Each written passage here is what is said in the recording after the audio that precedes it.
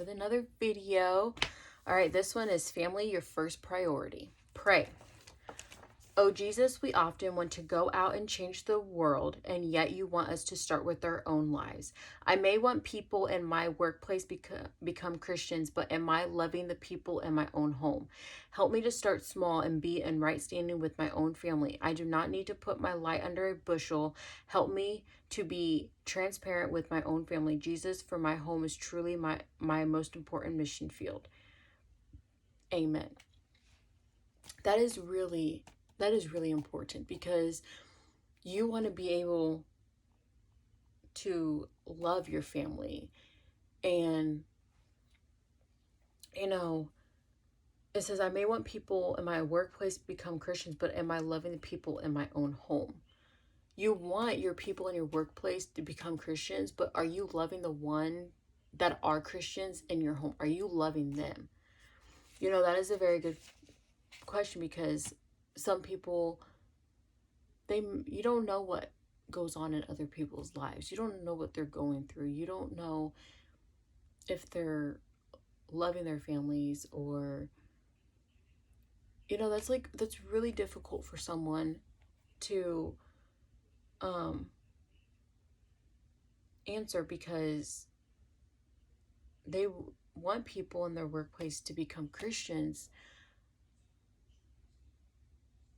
but you have to love your family first. You have to make your family a priority first before making other people a priority to become Christians. You know what I mean? So that's a really good one, because your family is always your first priority. Always. That should not be ands, ifs, or buts. And I've kind of had that situation in my life where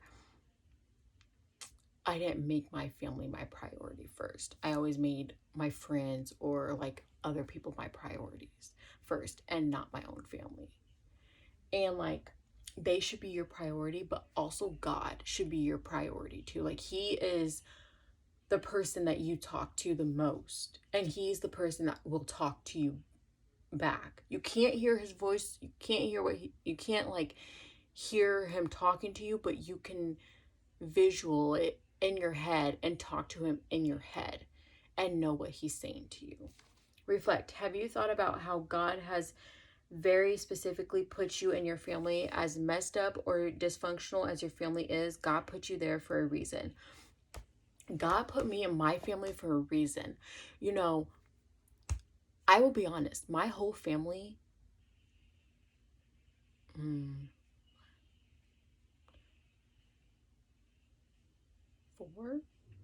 3, however many, 3 sides of my family is white, and I am black. Okay. I have a biological dad who is black. My dad, who was white, raised me since I was a baby. Okay. And that is honestly the best thing that my dad could ever do, because he was married to my mom, and my mom had me. So it was people gave my dad a choice. They gave him a choice to let my biological father raise me, or let my dad raise me, who is white. And he chose to take me in as his own child, even though I was a different color. He didn't have to, but he chose to, because he wanted to, because he loved me no matter what color I was. It didn't matter if I was black. It didn't matter if I was white. It didn't matter if I was mixed. Whatever color. It didn't matter. He loved me no matter what, and he took me in as his own. And he is the only dad. He is the only one that I call dad. I will be honest, I don't call my biological one dad. Okay, because he didn't raise me. My dad raised me. My white dad took me in and raised me as his own. And that is a blessing right there. And my dad's dad, my grandpa, my best friend that I lost, stood up for me when I was born. And that was the best thing that he could ever do. You know, there are people out there that are racist, okay? And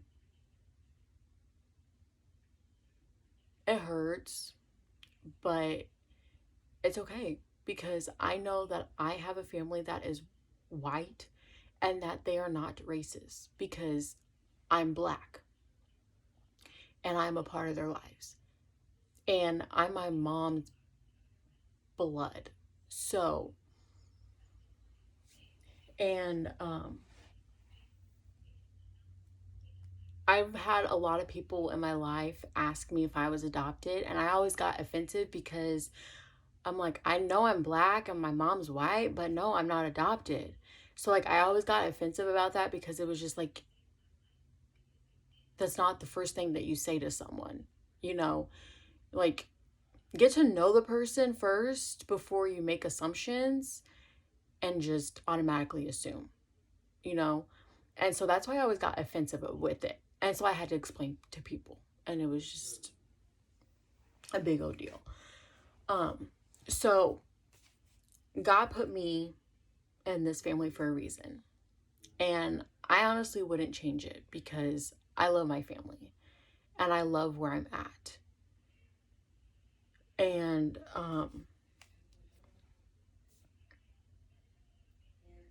so my family is dysfunctional, you know.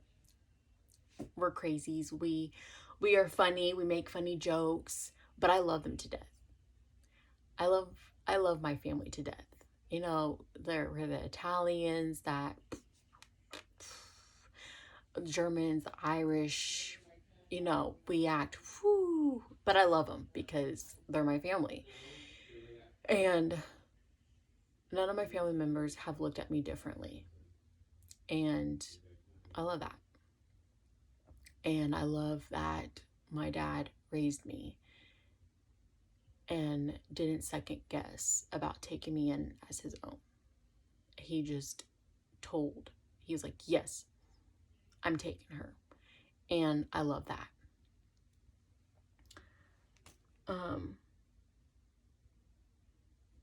So maybe it's to pray for them or to be Jesus to all of them, even if it's really hard. Jesus wants us to love him, then ourselves, then our family, and then our friends, acquaintances, co-workers, neighbors, and strangers. Who do you need to pray for in your family? Tell them how much you and Jesus love them. You know, I pray for everyone in my family. It doesn't matter if they're Catholics or if they don't believe in God or whatever. They all know that I'm a Christian and that I believe in God, and we all have different beliefs, but they don't look at me differently. I mean, there's no reason to look at other people differently if they don't believe in the same things as you do. We all have our own beliefs, and I mean, who's going to change that? You know? Who's going to change that about us? I wouldn't change anybody. I just want to teach people, and they have the right to not listen. If they don't want to listen, they don't have to. And other people want to listen, so they will listen. It doesn't matter. Act. Choose one family or extended family member and start praying for them, asking the Lord to show how to share your faith with them, how to love them, support them, and even sacrifice for them. After you feel you have broken through in that relationship, then choose someone else until you can say that you have been truthful about your faith, as well as loving, supportive, and brave with every member of your family. Act on that. Do that. What I just read to you, act on it. Because it says act. Act. Act, act, act, act, act. Put that in your head. Act on it. Very important to do. I have a verse for you. It's Mark 5:19. However, Jesus did not permit him, but said to him, go home to your friends and tell them what great things the Lord has done for you and how he has had compassion on you. Tell it to your family. your friends, you know, tell that to everybody in the world. Post it on social media. Post that verse on social media.